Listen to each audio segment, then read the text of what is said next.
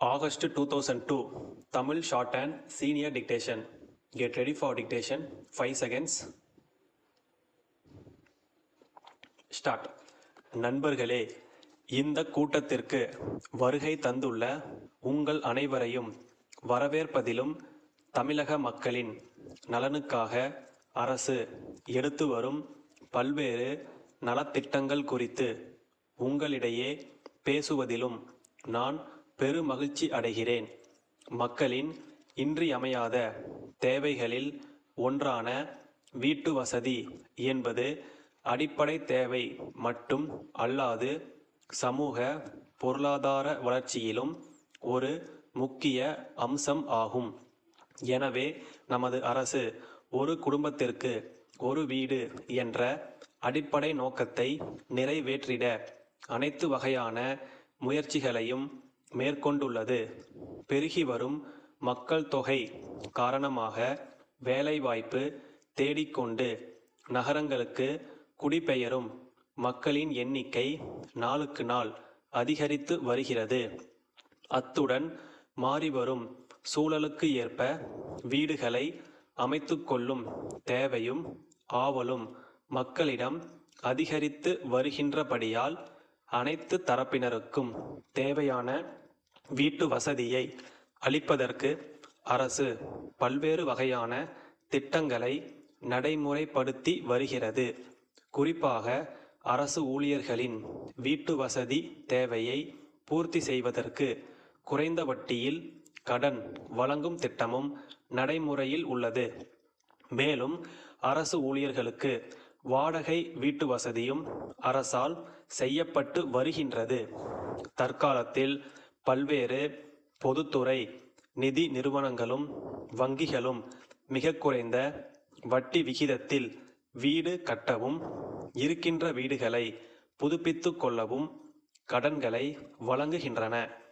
எலி வலையானாலும் தனி வலை தேவை என்று மக்கள் எண்ணிய காலம் தற்போது மாறிக்கொண்டு வருகிறது. இதற்கு பல காரணங்கள் இருக்கின்றன. தனியாக ஒவ்வொருவரும் வீடுகளை கட்டுவது மிக அபரிமிதமான பொருள் செலவை ஏற்படுத்துவதாக உள்ளது. இது தவிர பாதுகாப்பின்மையும் மற்றொரு காரணமாகும். மக்கள் தொகை பெருகிக்கொண்டே இருக்கிறது. ஆனால் இயற்கையில் உருவான நிலம் மட்டும் எந்த விதமான மாற்றமுமின்றி அப்படியே இருக்கிறது. இதில் மனிதன் உயிர் வாழ அத்தியாவசிய தேவையான வேளாண் பொருட்களை உற்பத்தி செய்ய ஒரு பகுதியை வைத்து கொள்ள வேண்டியிருக்கிறது. ஒரு பகுதி நிலம் காடுகளாக இருக்கின்றது. ஒரு பகுதி நிலம் தோட்டங்கள் மற்றும் தோப்புகளாக மாறிவிடுகிறது.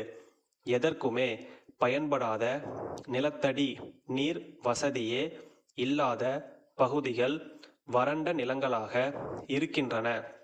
இவை போக மீதம் உள்ள இடத்தில்தான் மனிதன் வீடு கட்டி குடியிருக்க வேண்டியிருக்கின்றது.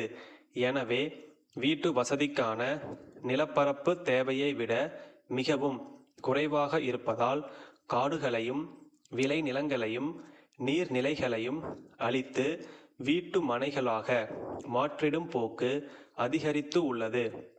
இது மனித இனத்திற்கே பாதகமான ஒரு போக்கு என்பதை அனைவரும் உணர வேண்டும். இயற்கை செல்வங்கள் அளிக்கப்படுவதால் மனிதனுக்கு உணவு பற்றாக்குறை ஏற்படும். சுவாசிக்க சுத்தமான காற்றும் குடிக்க நீரும் கிடைக்காது.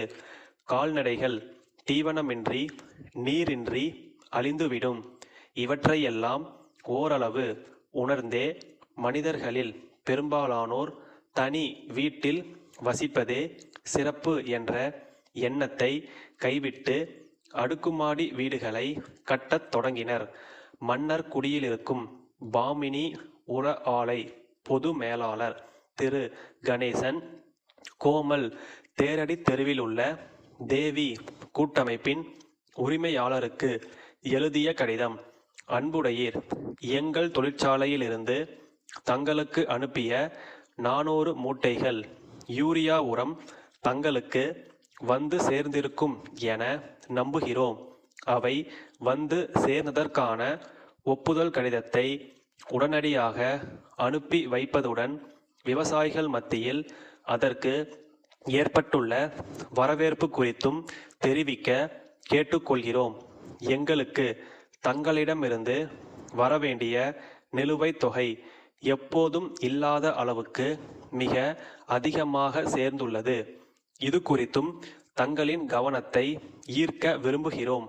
எதிர்காலத்தில் இவ்வாறு அதிகமான அளவில் நிலுவை சேராமல் எங்களுக்கு ஒத்துழைப்பை நல்குவீர்கள் என்று நம்புகிறோம்.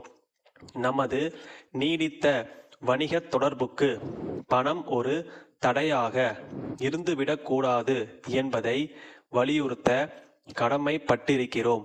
உங்கள் கருத்தும் அதுவாக இருக்கும் என்று நம்புகின்றோம். எதிர்காலத்தில் தாங்கள் கொள்முதல் செய்யும் பொருட்களுக்குரிய விலையினை விரைவாக வழங்கிட கேட்டுக்கொள்கிறோம். தங்கள் ஆதரவு என்றும் தொடர விரும்புகிறோம். தங்கள் நம்பிக்கையுள்ள ஸ்டாப்.